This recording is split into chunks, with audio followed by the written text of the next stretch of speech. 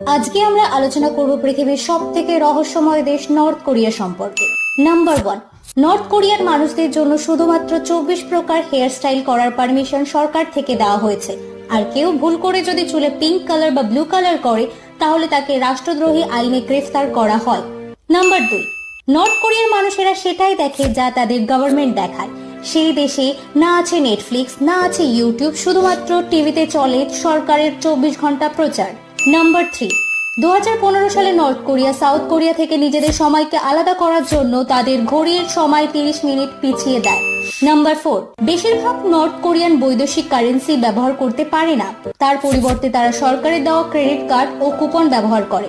Number 5, north কোরিয়াতে Google, Instagram বলতে কিছুই নেই। সেখানে মানুষের জন্য আছে শুধুমাত্র কোয়াংমিং নামে একটি ওয়েবসাইট, এবং এই ওয়েবসাইটে কোনো মিম নেই, কোনো বিড়ালের ভিডিও নেই, শুধুমাত্র আছে কিম জং উন।